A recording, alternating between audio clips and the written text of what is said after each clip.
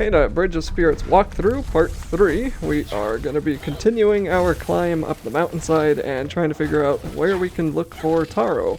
But we're going to have to do a couple of things on the way first, and that'll include this little battle. So if you die in a battle, you'll generally respawn right before the fight, and yes, you will have to repeat most of the fight. So sometimes this game does have some tough battles, and sometimes it's a little bit annoying and tedious because the fights are pretty lengthy, and when you die right at the end of them, you have to repeat the whole thing. But I don't really think that's a bad thing. It does kind of force you to play a little bit better, a little bit smarter, and it makes you feel a lot better once you actually get it done. But generally, you're not really going to struggle too much in the fights until we get to the much tougher enemies. These little sprout plant things are no problem whatsoever. You can usually finish most of them in one swinging combo, and then we're going to get a sprout boss who is now not a boss. He's now just a regular enemy, and we're going to have to remember how to deal with him again. I was trying to parry this guy because I did it once before, but it just was not working too well.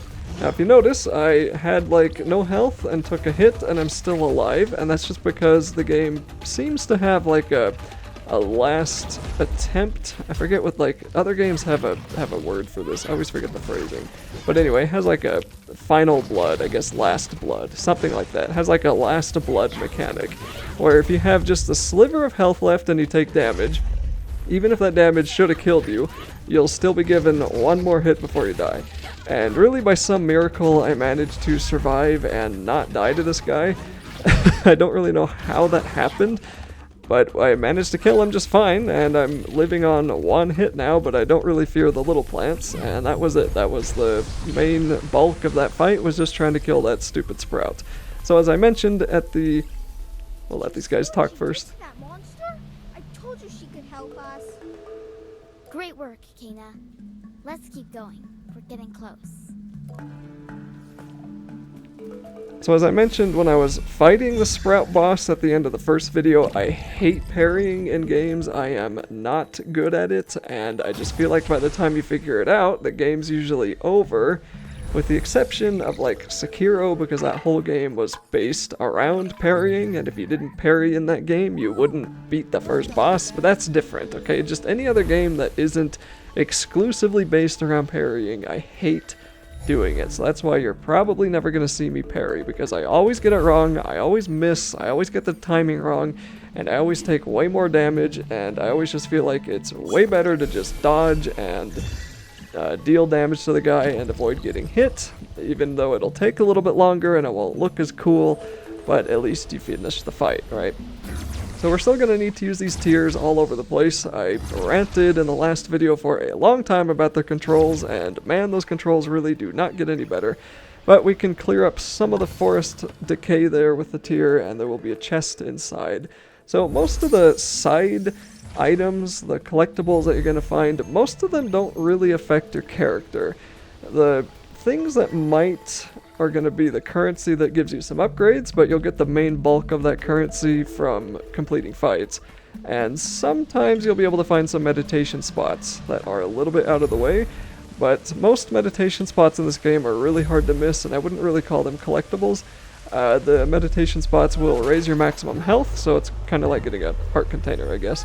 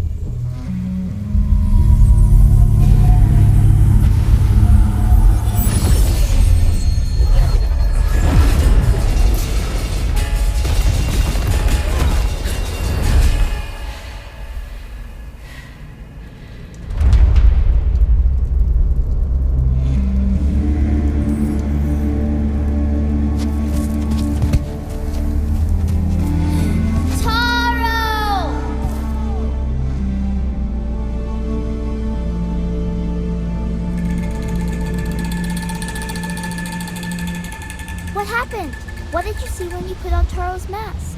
Taro is here, but he's forgotten who he is. We need to find 3 relics to help him remember.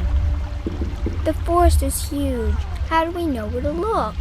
Maybe Mr. Rusu can help us. His house is up that way. Kenna decided to take a couple of pages out of other open world games where they show you your target and it's on the distance, way in the background, and you just have to get there. And we need to get to Mr. Rusu's house, who is on top of the mountain in front of us. And how do we get there? Well, just walk toward it. But first we're going to have to deal with this fight that I think it might actually be optional, but I ended up dying here like 6 times because of that guy. Even though I defeated him first try with the Sprout boss, and then defeated him first try the last time we fought him. For some reason I had such a hard time defeating him out in the regular world with a lot of those other enemies around. So I killed those other enemies first, just so I only have to deal with him now.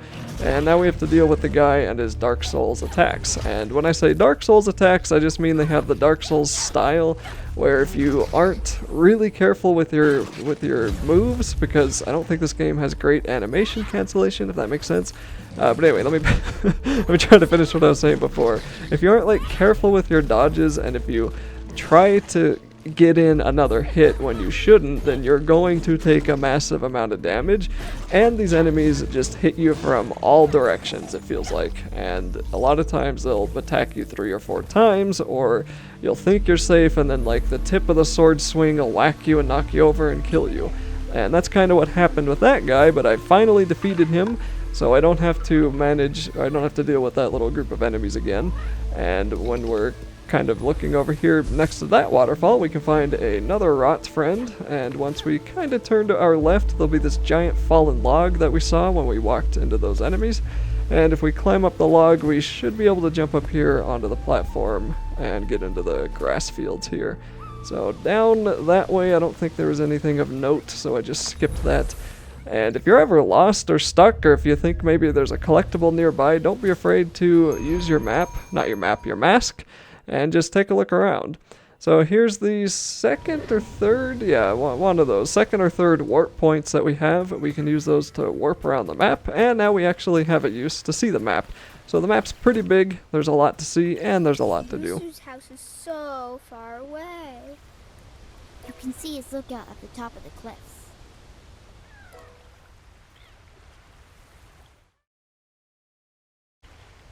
Yeah, the house is far away, and it almost looks like we should be able to get there across the bridge, but the bridge is broken, so we're going to have to go the long way. And you're going to notice quite a few transitions throughout the course of this walkthrough, and that's mostly just me trying to cut out either places where I got lost, or places where I wandered off and maybe got something that just wasn't super important to completing the game, you know. Most of the collectibles aren't super out of the way in this game. It's not like, it's a little open world, but it's actually still a pretty narrow game. Like, it's pretty linear, and that's fine. I don't really like playing purely open world games all the time. You know, sometimes it's fun just to play a game that has point A to B, B to C, C to D, you know. So I like that a lot about this game. But as a result, you're not really going to have to look super hard for the side stuff, and that's probably a good thing for most people, I think. I don't think the majority of people like wasting time 100%ing stuff that's super out of the way. And there may even be really cool collectibles that I know nothing about because I haven't really looked yet. We'll see. This isn't a 100% walkthrough, so I'm not going to worry about it for the videos. But for this fight, we're going to run into a lot more of these little mini guys, and since I'm playing on the hardest difficulty, I can't regenerate my rot normally. You can only regenerate it by attacking these guys. And then we're going to deal with yet another Sprout, so I think I deal with him a little bit nicer than I did the last one. I don't know why that previous one gave me so many problems. You'll notice that they have these little glowing crystals on different parts of their body. You'll start seeing that in more and more enemies, and there's not really a whole lot we can do about it yet. We just don't have the power-ups to abuse those, but keep those in mind. Those locations on these enemies will be useful as the game goes on. Try to pay attention to your health in these fights, and just try to be pretty conservative with your hits. Like, it's much better to avoid a hit than it is to try to get in an extra attack or two, which is what I tried to do there. And also try not to abuse the health plants that are nearby. I grabbed that one way too early, because I think I can survive 2 hits from this guy before I need to worry about it. But that's okay, we got him down. And then the plant will open up, we can blow that up, and continue on.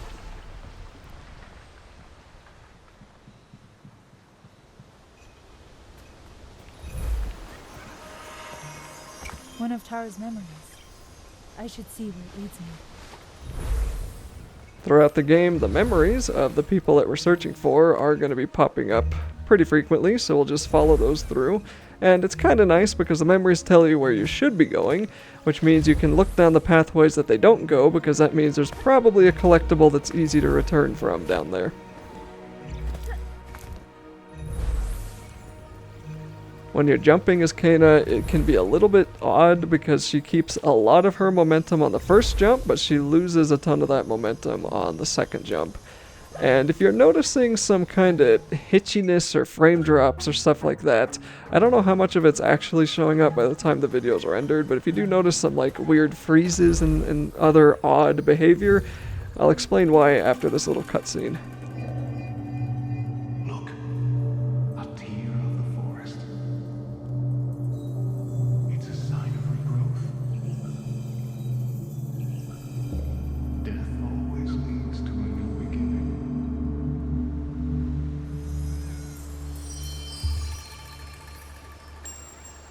The reason for that is because, for some reason, this game just doesn't perform very well. And I have a system, like my computer is way more than capable of handling this game, but even if I just turn the settings super low, which, in fairness, this game doesn't look that bad on low settings, but whether I have them on low or the highest settings, I still just get odd performance behavior and weird frame drops, and especially anytime like a sudden explosion happens, I usually just lag really hard, and you'll probably end up seeing that a few times. So there's nothing I can really do about that. I've looked up why that might happen, and it kind of just seems like Kana has a lot of performance issues, especially on release. This game has had many updates since release, and one of them was like pretty massive in size, or maybe Epic Games just made me reinstall the whole thing. Who knows with these launchers, man. The point I'm trying to make is that it's getting a lot of updates, so I imagine these performance problems will improve in the future, but at least for my recordings, and it might even be because I'm recording it, the performance is a little hitchy and it's not very fun. So once we come on over here and jump on these platforms, you'll notice there's kind of some slopes that look like you can walk on them, but you can't. If you try to walk on those slopes, you'll just slide down to the bottom, so we're going to ignore those and climb up the mountain. Then we'll get closer to Rusu's house, and you might think that we're pretty close now, but you'll see in a little bit that we still have a ways to go.